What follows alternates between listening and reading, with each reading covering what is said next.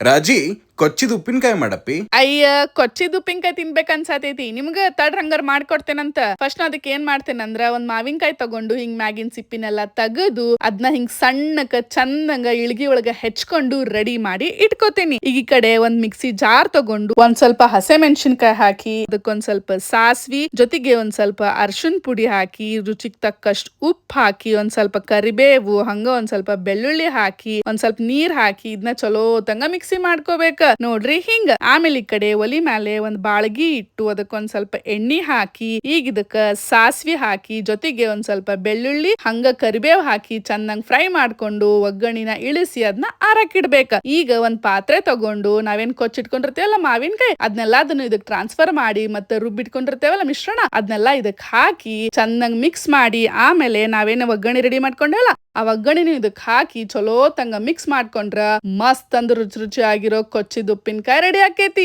ಬರ್ರಿ ತಗೋರಿ ತಿನ್ರಿ ಹೆಂಗಾಗೇತಂತ ರುಚಿ ನೋಡಿ ಹೇಳ್ರಿ.